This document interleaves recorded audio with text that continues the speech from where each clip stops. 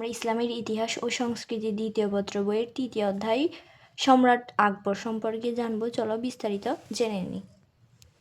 সম্রাট আকবর হচ্ছে সম্রাট হুমায়ুনের পুত্র, আর সম্রাট হুমায়ুন হচ্ছে বাবরের পুত্র। অর্থাৎ সম্রাট আকবর হলেন আকবরের দাদা হচ্ছে সম্রাট বাবর, সম্রাটের মাতা হলেন হামিদা বানু। আর সম্রাট আকবর 1542 খ্রিস্টাব্দে 13ই নভেম্বর সিন্ধুর অমরকোট নামক স্থানে জন্মগ্রহণ করেন। অর্থাৎ যখন হুমায়ুন পারস্যে গমন করেছিলেন তখনই আকবরের জন্ম হয় আর কি। সম্রাট আকবরকে মুঘল সাম্রাজ্যের প্রকৃত প্রতিষ্ঠাতা বলা হয়। যদিও আমরা জানি যে মুঘল সাম্রাজ্য প্রতিষ্ঠা করেন হচ্ছে বাবর, কিন্তু আকবরের কিছু কীর্তিকলাপ মুঘল সাম্রাজ্যকে এক অনন্য উচ্চতা নিয়ে যায়, যার ফলে তাকে প্রকৃত প্রতিষ্ঠাতা বলা হয়।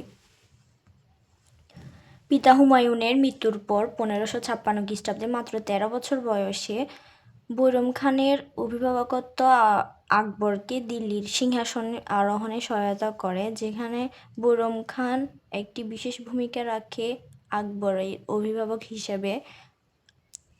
এরপর শুরু হয় পানিপথের দ্বিতীয় যুদ্ধ। ভারতের নিজের অবস্থান সুসংহত করার জন্য আকবর দিল্লির আগ্রা জয় করতে অগ্রসর হন। এই সময় তিনি আফগান শত্রু হিমুর মুখোমুখি হন। হিমু ছিলেন সুর সুলতান আদিল শাহ সুরের সেনাপতি। হুমায়ুনের মৃত্যুকালে হিমু চুনার দুর্গে ছিলেন এবং তার মৃত্যুর পর উত্তর ভারতে হিন্দু আধিপত্য প্রতিষ্ঠার লক্ষ্যে দিল্লি ও আগ্রার মুঘল শাসনকর্তা তুর্জি বেগের বিরুদ্ধে অভিযান চালান এবং তাকে পরাজিত করে হিমু দিল্লির আগ্রা জয় করেন আর কি। তিনি নিজেকে ভারতের স্বাধীন রাজা হিসেবে ঘোষণা করেন। অন্যদিকে আকবরও দিল্লি পুনরাধিকার দৃঢ় সংকল্প হন, দিল্লির পুনরাধিকার করার জন্য আগ্রহী হয়ে পড়েন তিনি। ফলে উভয় পক্ষের মধ্যে অর্থাৎ আকবর আর হিমুর মধ্যে যুদ্ধ সংগঠিত হয়, যেখানে বৈরম খান মুঘল বাহিনীর অধিনায়কত্ব গ্রহণ করেন এবং 20,000 সৈন্যসহ আকবরকে সঙ্গে নিয়ে হিমুকে প্রতিরোধ করার জন্য গমন হন। 1556 খ্রিস্টাব্দে পানিপথের প্রান্তরে পানিপথের দ্বিতীয় যুদ্ধটি সংগঠিত হয় আকবর আর হিমুর মধ্যে। আর এই যুদ্ধে হিমু পরাজিত হয় এবং তাকে হত্যা করা হয়। এই যুদ্ধটি পানিপথের দ্বিতীয় যুদ্ধ নামে পরিচিত বা খ্যাত বলা যায়। রাজ্য বিস্তার। আকবর প্রথমবারের মতো বাংলা জয় করেন এবং তার পার্শ্ববর্তী অঞ্চলগুলো দখল করেন। 1561 থেকে 1601 খ্রিস্টাব্দ পর্যন্ত সুদীর্ঘ 40 বছরে হিমালয় থেকে কৃষ্ণা নদী এবং হিন্দুকুশ থেকে ব্রহ্মপুত্র পর্যন্ত এক বিশাল সাম্রাজ্য প্রতিষ্ঠা করেন তিনি। এরপর সামরিক ব্যবস্থা। প্রাথমিক অবস্থায় আকবরের নৌবাহিনী তেমন শক্তিশালী ছিল না। পরবর্তীতে তিনি নৌবাহিনী শক্তি করেন এবং আকবর প্রথম মুঘল সাম্রাজ্যে একটি সুশৃঙ্খল কিংবা বলা যায় সুসংগঠিত সেনাবাহিনী প্রস্তুত করেছিলেন। তার বড় একটি অবদান ছিল সেনাবাহিনী প্রস্তুতকরণে, যেটা মনসবদারি প্রথা। রাজস্ব ব্যবস্থা। আকবরের সর্বাপেক্ষা উল্লেখযোগ্য রাজস্ব পদ্ধতি ছিল যাবতী রাজস্ব ব্যবস্থা গঠনের জন্য রাজা টডরমল সহায়তা করেছিল তাকে। আর টডরমল বিখ্যাত উপদেষ্টা, তাকে অর্থমন্ত্রীও বলা হয়। আকবরের সময়কালে রাজস্ব ব্যবস্থায় ফসলের 1/3 কর প্রদান করতে হতো এবং তিনি রাজস্ব ব্যবস্থায় উন্নতির জন্য বিভিন্ন ধরনের কর বিলোপ করেছিলেন। যেমন তিনি তীর্থকর বিলোপ করেন। আর এই কর দিত কারা? যারা হিন্দু বা অমুসলিম তারাই দিত। অর্থাৎ আপনি যদি আপনার কোনো ধর্মীয় স্থান গমন করতে যান, সেই ক্ষেত্রে সরকারকে কর প্রদান করতে হবে, যেটি তীর্থকর আর কি। যেহেতু উপমহাদেশে হিন্দুদের অবস্থান বেশি ছিল, তাই প্রচুর কর উঠত ওখান থেকে এবং রাজস্ব আয় করা যেত। তবুও আকবর এমন শাসক ছিলেন যিনি এই করটি বিলুপ করে দেন। একই সাথে জিজিয়া করও তিনি বিলুপ করে দেন। জিজিয়া কর মূলত মুসলিম রাষ্ট্রে অমুসলিমদের নিরাপত্তার জন্য যে কর প্রদান করা হতো সেটি, আর এটিও তিনি বাতিল করে দেন। কিন্তু আকবরের সাম্রাজ্য বিস্তৃতি ছিল বেশি বলে এবং বাংলা সহ এই অঞ্চল তার দখলে থাকায় তিনি প্রচুর পরিমাণ রাজস্ব আয় করতেন। মনসবদারি প্রথাটা কি আসলে দেখিনি। মনসবদারি প্রথা হচ্ছে নির্দিষ্ট মানুষের অধীনে সেনাবাহিনী রাখা, অর্থাৎ মনসবদার যারা তাদের অধীনে সৈন্য সামন্ত থাকবে। যারা আকবরের মনসবদার তারা সকলেই আকবরের কথা শুনতে বাধ্য ছিলেন।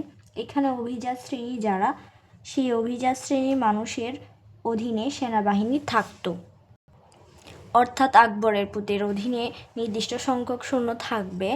ভারত উপমহাদেশে শক্তিশালী ছিল রাজপুতরা। আকবর তার শাসন ব্যবস্থাকে সুপ্রতিষ্ঠা করার জন্য রাজপুতদের প্রতি আকর্ষিত হন এবং তাদের নিয়েই শাসন ব্যবস্থার উন্নতি করতে চেয়েছিলেন তিনি। রাজপুতদের মনসব ছিল, মন্ত্রণা পরিষদের মানুষের মনসব ছিল ইত্যাদি, আরও অনেকেরই ছিল মনসব। এখানে সর্বনিম্ন মনসব থাকবে, অর্থাৎ একজন মানুষের অধীনে সর্বনিম্ন 10 জন মনসব থাকবে এবং সর্বোচ্চ মনসব ছিল হচ্ছে 10,000 জন। সংক্ষেপে বলা যায় আকবরের অধীনস্থ যে মানুষজন আছে তাদের অধীনে সৈন্য রাখাটাই হচ্ছে মনসবদারি প্রথা। দিন ইলাহিটা কি দেখিনি একটু। সম্রাট আকবর 1582 খ্রিস্টাব্দে দিন ইলাহি নামে একটি নতুন ধর্মমত প্রবর্তন করেন। আকবর সরাসরি ইসলামের একাত্মবাদে বিশ্বাস করতেন, তবে তার বেশ কিছু দ্বিমত ছিল এখানে। তিনি কিছু সামগ্রিক ধর্মমতে বিশ্বাস করতেন, অর্থাৎ যেখানে হিন্দু, বৌদ্ধ, খ্রিস্টান, মুসলিম এগুলো কিছুই থাকবে না। দিন ইলাহির মতবাদ ছিল, মতবাদের কিছু নীতি ছিল, যেখানে দিন ইলাহির কালেমা একটি ছিল, যেটি হচ্ছে লা ইলাহা ইল্লাল্লাহ ওয়া আকবরু খলিফুল্লাহ। একবার বলি, লা ইলাহা ইল্লাল্লাহ ওয়া আকবরু খলিফুল্লাহ, এটি ছিল দিন ইলাহির কালেমা। আর তিনি 1557 সালে ফতেহপুর সিক্রিতে একটি ইবাদতখানাও প্রতিষ্ঠা করেন এর লক্ষ্যে। তবে তিনি তার এই ধর্মপাঠ জনসাধারণের মধ্যে প্রচার করতেন না। তিনি নিজেই এটি পালন করতেন, বিশ্বাস করতেন আর কি। তার এই ধর্মমতের মাত্র 18 জন অনুসারী ছিল। এরপর রাজপুত নীতিটা একটু দেখে নিই। সম্রাট আকবরের লক্ষ্য ছিল সর্বভারতীয় সাম্রাজ্য প্রতিষ্ঠা করা এবং এই লক্ষ্যে তিনি রাজপুত নীতি গ্রহণ করেন। তিনি বুঝতে পারেন ভারতবর্ষে মুঘল সাম্রাজ্যকে শক্তিশালী, স্থিতিশীল ও সমৃদ্ধ করতে রাজপুতদের সমর্থন প্রয়োজন। তাই তিনি রাজপুতদের মন জয়ে সচেষ্ট হয়ে পড়েন এবং তাদের ব্যাপারে বিশেষ নীতি গ্রহণ করেন। আর এই নীতি বাস্তবায়নে তিনি 1562 খ্রিস্টাব্দে সর্বপ্রথম অম্বরের রাজা বিহারীমলের কন্যা যোধবাইকে বিয়ে করেন তিনি। আকবরের রাজপুত নীতি ভারতের অর্থনৈতিক, আর্থসামাজিক ও সাংস্কৃতিক ইতিহাসে গভীরভাবে প্রভাবিত করে। এই নীতির ফলে ভারতে হিন্দু, মুসলিম এই দুই সম্প্রদায়ের মধ্যে সম্পর্ক তৈরি হয় আর কি। আর যেহেতু রাজপুতরা বিভিন্ন বংশের সাথে জড়িত ছিল, এই ক্ষেত্রে আকবরের বেশ কিছু উপকার হতো। তাদের মাধ্যমে তিনি রাজ্যকে আরও সমৃদ্ধি, শক্তিশালী করতে পারতেন, যা হচ্ছে রাজপুত নীতি, এটাই ছিল রাজপুত নীতি আসলে। তো আজকের আলোচনাটি কেমন লেগেছে তোমরা অবশ্যই কমেন্টে জানাবে। প্রশ্ন থাকলে তা কমেন্টে জানাতে পারো। আল্লাহ হাফেজ।